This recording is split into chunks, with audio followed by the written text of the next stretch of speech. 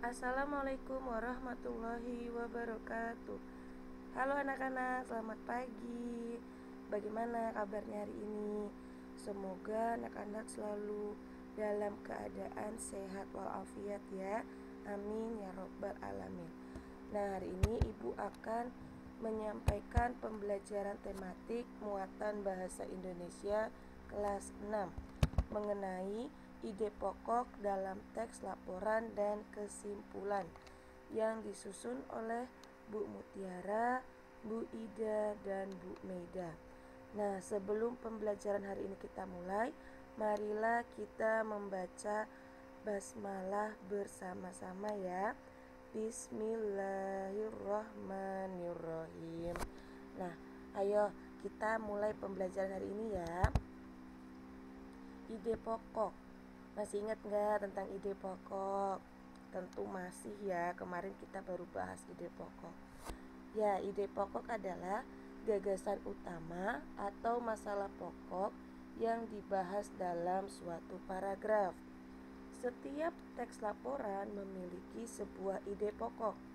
Ide pokok dalam teks laporan bisa lebih dari satu, akan tetapi ide-ide pokok tersebut disajikan dalam beberapa paragraf.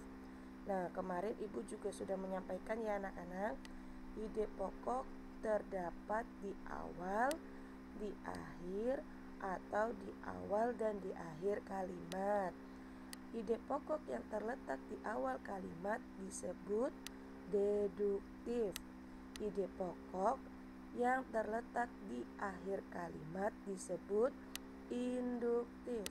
Ide pokok yang terletak di awal dan di akhir kalimat disebut campuran. Bagaimana? Sudah paham ya? Sudah ingat ya anak-anak? Nah, selanjutnya ide pokok dalam suatu paragraf dapat ditemukan dengan langkah-langkah sebagai berikut. Yang pertama, baca isi paragraf dengan saksama. Yang kedua, temukan kalimat utama dan kalimat penjelas.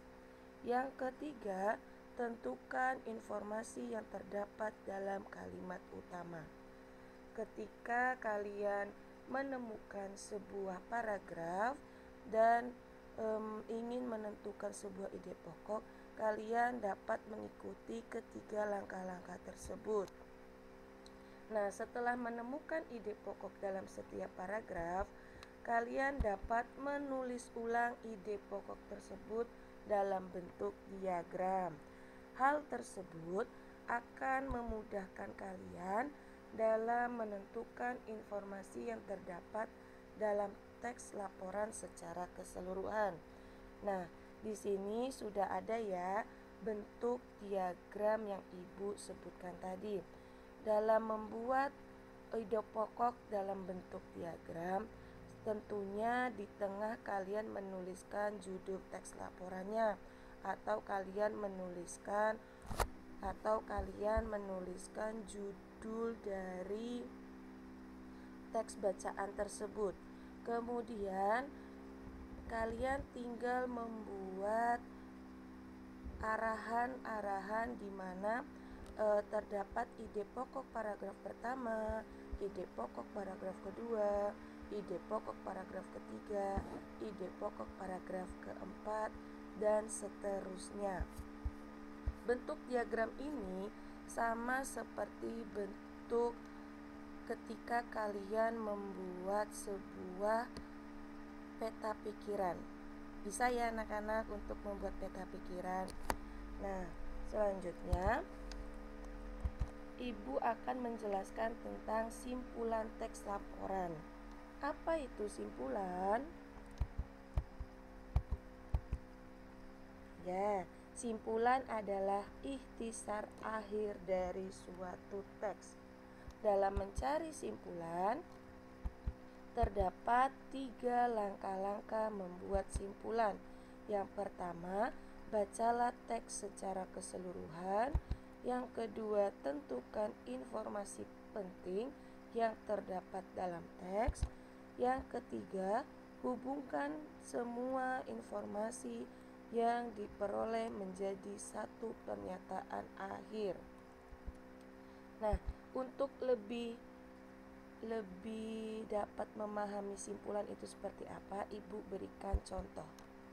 Banyak petani di Indonesia yang memilih untuk menanam jagung dibandingkan dengan tanaman lain sebagai alternatif tanaman padi. Hal tersebut dikarenakan cara menanam jagung cukup mudah dan masa tanaman jagung juga relatif cepat. Tanaman jagung dapat dipanen 3 hingga 4 kali dalam setahun. Tidak heran jika banyak petani memilih untuk menanam jagung saat pergantian musim tanam padi. Nah, kesimpulannya bagaimana?